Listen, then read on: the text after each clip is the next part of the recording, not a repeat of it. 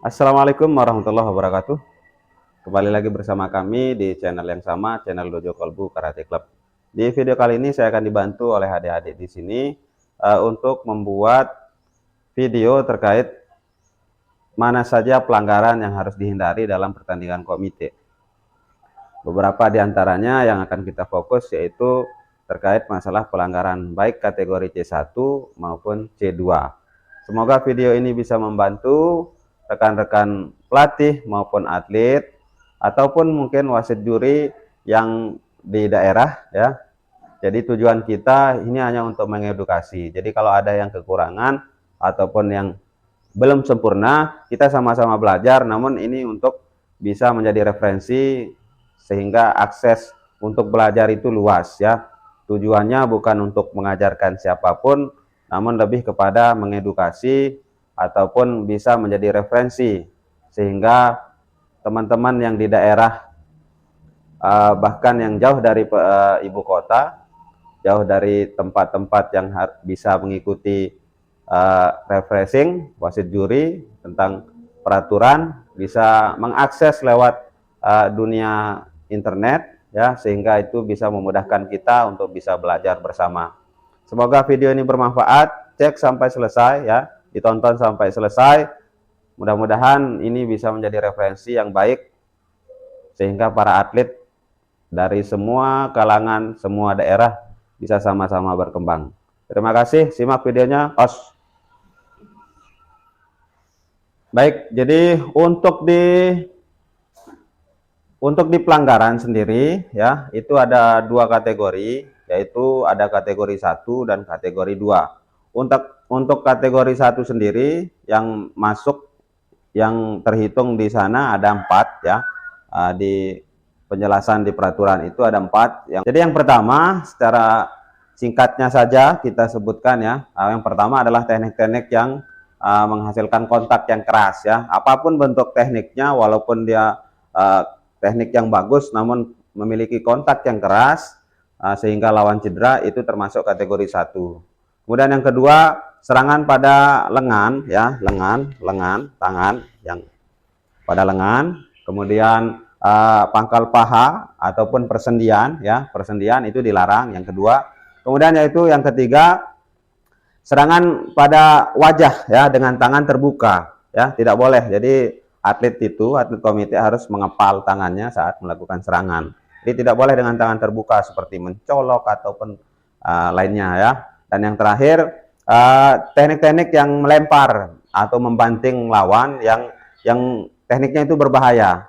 Jadi kalau untuk bantingan itu harus lawan itu jatuh atau terbanting dalam keadaan masih aman ya, tidak sampai misalnya diangkat keras kemudian dibanting, tidak boleh. Nah, itu untuk kategori 1 ya. Contoh misal kita coba langsung prakteknya ya. Misal untuk yang teknik misal Gyakusuki ataupun Kisame ke arah muka, kemudian kontaknya yang berlebihan ya. Contoh misal ya, contoh misalnya adalah misalnya dia Kisame tapi dengan jarak yang tidak tepat sehingga terjadi kontak yang keras ya, ataupun dia walaupun dari belakang agak jauh. Nah, misal begitu dia Kisame agak sedikit maju. Nah, itu betoan dan target. Nah, misal terlalu keras Kisame. Ndek keras nanti dok nanti ngopeng coba. Nah, tidak sudah biasa cedera batur. Nah, jadi terutama untuk yang di usia dini, udah ya Mek. Terutama untuk yang di usia dini ya, seringkali kita dengar langsung ya dari penjelasan dari beberapa senior wasit juri, kalau untuk pemula, kemudian pra-pemula, selanjutnya usia dini, itu dilarang keras apapun bentuk serangan semua ya. Semua bentuk serangan yang ke arah wajah itu dilarang keras ya. Sekedar menyentuh face mask ya, helmnya itu sudah pelanggaran bagaimanapun bagus tekniknya. Nah, itu kecuali untuk yang mulai kadet ke atas. Untuk sudah kadet ke atas itu boleh skin touch ya, artinya sentuhan ringan. Kemudian selanjutnya untuk yang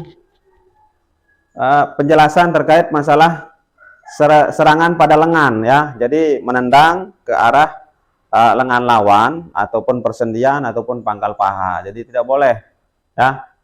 Kecuali kalau teknik yang seperti hashibari ya. Boleh itu tapi dengan catatan dilanjutkan langsung dengan teknik yang mestinya menghasilkan poin. Jadi tidak boleh dengan tujuan mencederai. Tiba-tiba langsung misal komite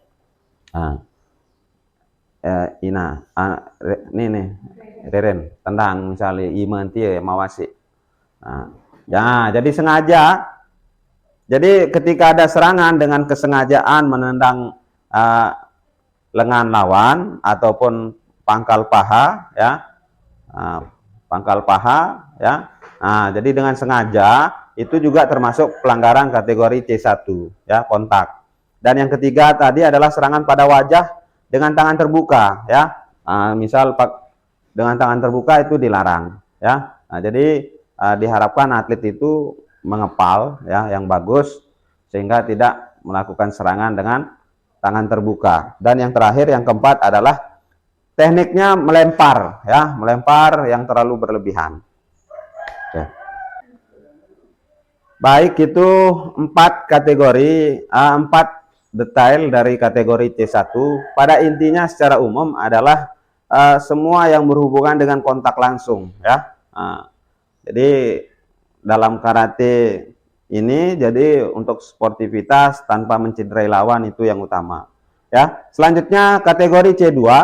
Kategori C2 ini secara umum dibagi menjadi 11 ya, 11. Berikut nanti kita jelaskan dengan kategori dengan gesturnya, dengan bagaimana gestur mestinya wasit juri itu seperti apa. Jadi sama-sama belajar. Atlet mengerti mana yang kategori C2 yang harus dihindari, pelatih pun demikian, dan wasit pun belajar. Kita belajar, terutama teman-teman wasit di daerah yang masih dalam tahap belajar. Jadi gesturnya kita sama-sama belajar nanti.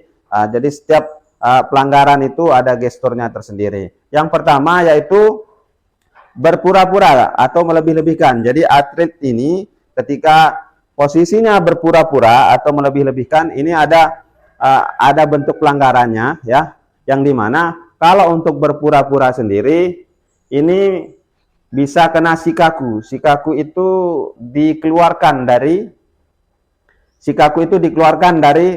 pertandingan, diusirlah dari tatami ya. Paling minimal dia tidak bisa bertanding saat event tersebut ya. Bisa juga shikaku itu sampai dia kena hukuman ya, kena hukuman tidak bisa bertanding selama berapa tahun, bisa juga itu shikaku ya. Karena di karate marwah yang harus tetap dijaga itu adalah sportivitas dan kejujuran itu. Jadi berpura-pura itu sangat dilarang ya. Untuk shikaku sendiri ya, untuk shikaku gestur wasit itu seperti menunjuk ke arah luar. Jadi misal konteksnya ada serangan ya, ada serangan, nanti salah satu atlet ini tidak kena namun berpura-pura kena ataupun cedera. Nah, ini bisa juga diberikan namanya shikaku. Ini berpura-pura. Salah satunya adalah misal dia diserang ke area cudan, tiba-tiba berpura-pura sakit di area jodan ya. Nah, itu juga salah satu. Jadi wasit juga mesti jeli sebenarnya. Jadi kita posisi yang di wasit harus betul-betul jeli. Tidak ada kontak sama sekali yang kita lihat. Kemudian atlet ini berpura dengan actingnya ya, lebay misalnya cara anak sekarang, itu hukumannya bisa sampai shikaku ya, shikaku. Nah, kemudian berbeda dengan melebih-lebihkan. Kalau untuk melebih-lebihkan ya, kalau untuk melebih-lebihkan, atlet ini memang kena, tapi dia terlalu berlebihan dalam menyikapinya. Semisal dia ada kontak ke wajah, kemudian dia sengaja mengusut mukanya, ya, sampai mengusap-ngusap muka yang mestinya tadi cederanya ringan, kemudian dia sampai merah ataupun bisa sampai berdarah, ya, karena terlalu melebih-lebihkan, ya. Jadi itu minimal hansoku cui langsung ya. Jadi minimal atlet ini mendapatkan hansoku cui, hukumannya bisa langsung walaupun tidak ada pelanggaran sebelumnya ya. tidak ada pelanggaran sebelumnya. Misal contoh, jadi dia Epi nanti menyerang, serang misal entah itu Gyakusuke arah Chudan maupun Jodan, mana-mana. Kemudian si Ririn melebih-lebihkan. Oke, misal dia terkontrol, Gyakusuke-nya terkontrol ke arah Chudan, berguling sampai dia berguling-guling misal. Misal contoh misalnya Gyakusuke mentik, kami ini tahu acting Gyakusuke. Aduh. Jadi seperti itu ya.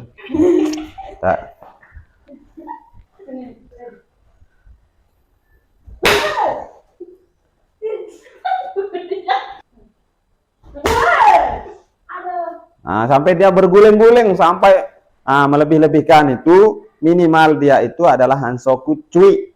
Ya, jadi 3 tingkat langsung ya. Contoh misal untuk gestur wasitnya ketika ada atlet yang terlalu melebih-lebihkan cedera, maka minimal dijatuhi hukuman Hansoku Cui. Bisa juga langsung Hansoku bisa ya. Minimal Hansoku Cui. Jadi misal melebih-lebihkan gesturnya itu adalah seperti ini ya. Kalau untuk berpura-pura itu seperti ini ya. Berpura-pura ini shikaku ya. Kalau untuk berpura-pura gesturnya seperti ini. Jadi seperti ini ya. Berpura-pura, maka hukumannya itu shikaku. Jadi kategori C2, untuk kategori C2 yang pertama yaitu berpura-pura atau melebih-lebihkan. Seperti yang kita sampaikan di awal tadi, untuk berpura-pura sendiri minimal dia Hansoku Cui. Dalam beberapa kasus bisa juga dikenakan Hansoku ataupun bisa juga kena shikaku.